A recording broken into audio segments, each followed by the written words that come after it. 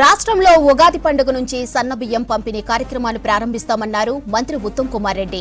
April నుంచి ration card ఉన్నోళ్లకు 6 కేజీల బియ్యం ఇస్తామన్నారు. ఇక ఉమ్మడి నల్గొండ జిల్లాలోని ప్రాజెక్టులన్నీ పూర్తి చేస్తామన్నారు. సూర్యాపేట జిల్లా జాన్పహాడ్ దర్గాలో ధాన్యం కొనుగోళ్లు, మిషన్ భగీరథ, సాగునీరుపై మంత్రి కోమటిరెడ్డితో కలిసి రివ్యూ చేశారు. ఇక ఎస్ఎల్బీసీ కూలడానికి బీఆర్ఎస్ ప్రభుత్వమే కారణమన్నారు. రేపు రెస్క్యూ ఆపరేషన్లపై సీఎంతో కలిసి సమీక్ష చేస్తామన్నారు. ఈ కార్యక్రమంలో ఉమ్మడి నల్గొండ జిల్లా ఎమ్మెల్యేలు, ఎంపీ పాల్గొన్నారు. రాష్ట్రంలో సన్న బియ్యం ఇచ్చే కార్యక్రమం మొదలు పెడుతున్నాము. ముఖ్యమంత్రి గారిని ఈ స్కీము హుజూర్ నగర్ పట్టణం నుంచి ప్రారంభించడానికి ఆహ్వానించడం జరిగింది. మన ప్రస్తుత రాష్ట్ర ప్రభుత్వం ముఖ్యమంత్రి రేవంత్ రెడ్డి గారి ఆధ్వర్యంలో, ఉప ముఖ్యమంత్రి ఫైనాన్స్ మినిస్టర్ భట్టి గారి ఆధ్వర్యంలో మేమందరం కేబినెట్ మంత్రుల నిర్ణయం మేరకు ఒక విప్లవాత్మక మార్పు తీసుకురాబోతున్నాము. సోనియా గాంధీ గారి కళ నెరవేర్చి food security act Sonia Gandhi గారు పర్సనల్ ఇంట్రెస్ట్ దేశంలో చట్టం చేయడం జరిగింది. ఫుడ్ సెక్యూరిటీ యాక్ట్ కింద 6 కిలోల బియ్యం ఇస్తున్నాం, కానీ ఆ బియ్యం మరి దొడ్డు బియ్యం అనో కోర్స్ గ్రెయిన్స్ అనో తినడం లేదు బెనిఫిషరీస్. ఈ 30 తారీఖు నుంచి మంచి క్వాలిటీ ఫైన్ రైస్ తెలంగాణ జనాభాలో 84%కి 84% ఆఫ్ పాపులేషన్ కి ప్రతి రేషన్ కార్డులో లబ్ధిదారుకి బెనిఫిషరీకి 6 కిలోల ఫైన్ రైస్ ఉచితంగా ఇవ్వబోతున్నాము. మరి ఈ కార్యక్రమం ఉగాదికి లాంచ్ చేసి మేము ముందు మాట ఇచ్చినట్టుగా అన్ని రాష్ట్ర వ్యాప్తంగా రేషన్ కార్డు హోల్డర్స్ అందరికి కూడా ఏప్రిల్ రాష్ట్రం నుంచి ఈ సన్నబియ్యం వస్తాయి. ఉమ్మడి నల్గొండ జిల్లాని గతంలాగా కాంగ్రెస్ కంచుకోటగా నిలబెట్టాలనే ఒక నిర్ణయం కూడా చేయడం. ఉమ్మడి నల్గొండ జిల్లాలో నీటిపారుదల ప్రాజెక్టులకి అత్యంత ప్రాధాన్యత ఇచ్చే విధంగా అవి పూర్తి చేసే దిశగా మరి ప్రభుత్వం, పార్టీ అందరం కూడా ముందు పోవాలని చెప్పి అందరూ సూచించడం జరిగింది.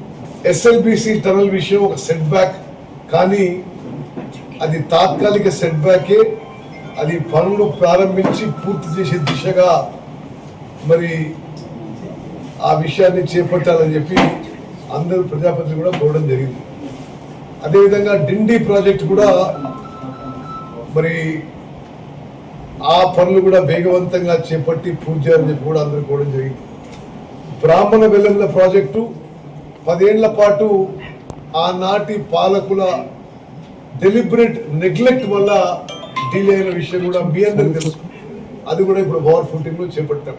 అదేవిధంగా నాగార్జున సాగర్ లెఫ్ట్ కెనాల్ పై ఉన్న లిఫ్ట్లన్నీ పూర్తి స్థాయి మరమ్మతులు చేయించి పూర్తి సామర్థ్యంతో నడిచే విధంగా చర్యలు తీసుకోవాలని చెప్పి, అదేవిధంగా నెల్లికల్లు లిఫ్ట్ ఇరిగేషన్ స్కీమ్ కూడా ఓవర్ ఫుటింగ్ లో పూర్తి చేయాలని చెప్పి మా చర్చల్లో మరి ఈరోజు డిస్కస్ చేసిన విషయం అని చెప్పి నేను మనం చేస్తున్నాను. గంధమల్ల ప్రాజెక్టు క్యాబినెట్ ఆమోదం ఇచ్చినాం, అది కూడా ఓవర్ ఫుటింగ్ లో చేపట్టాలని చెప్పి మరి డిసైడ్ చేయడం జరిగింది. 30 కిలోమీటర్ల పైన పూర్తి చేస్తే ఆ కాలంలో 1,70,000 కోట్లు కాళేశ్వరం లాంటి ప్రాజెక్టు పెట్టుకుని తప్ప ఎన్నిసార్లు అసెంబ్లీలో నేను ఒకటాను, రాజగోపాల్ రెడ్డి గారు ఒకటాను, ప్రతి సందర్భంలో ప్రతి సెషన్లో గొంతు దించుకొని మాట్లాడినాం, బతిలాడినాం, కొట్లాడినాం. అయినా కానీ మనసు కరగలే, మానవత్వం లేని మనిషిలో శుభమాండి ఉత్తమ్ కుమార్ రెడ్డి గారి నాయకత్వంలో గౌరవ ముఖ్యమంత్రి గారు కూడా ఒప్పుకొని మీరు ఎప్పుడు కొట్లాడతారు కదా, సురంగం ఎమ్మడే చేసుకోండి అని చెప్పి నన్ను వీరు లేఖ రాసి అమెరికా పంపించి రాబిన్స్ కంపెనీతో మాట్లాడి ఆ పార్టీ తెప్పిస్తే ఇప్పుడు మద్రాసు చేరుకొని అక్కడికి బయలుదేరింది. ఒక భవిష్యత్తుకి స్టార్ట్ చేసి 17 మీటర్లు అయిన తర్వాత కూలిపోవడం నిజంగా మాకు చాలా బాధ అనిపించింది. అయినా సరే దాన్ని ఏదో విధంగా చేయాలని రేపు గౌరవ ముఖ్యమంత్రి గారు ఎస్ఎల్బీసీ టనల్ మీద ప్రత్యేక సమావేశం, ఆ ప్రాజెక్టుకి సంబంధించిన ఎమ్మెల్యేలు ఉత్తమ్ కుమార్ రెడ్డి గారు, అలాగే గౌరవ ముఖ్యమంత్రి గారితో పాటు నేను, అలాగే రాజగోపాల్ రెడ్డి గారు, దేవరకొండ ఎమ్మెల్యే గారు, అక్కడికెళ్ళ ఎమ్మెల్యే గారు, ఆయకట్ట ఎమ్మెల్యేతో పాటు దాని మీద ఏ విధంగా ముందుకు పోదామని రేపు ఒక మీటింగ్ ఏర్పాటు చేసినాం. రేపు మధ్యాహ్నం ఎప్పుడో మీటింగ్ ఉంటుంది.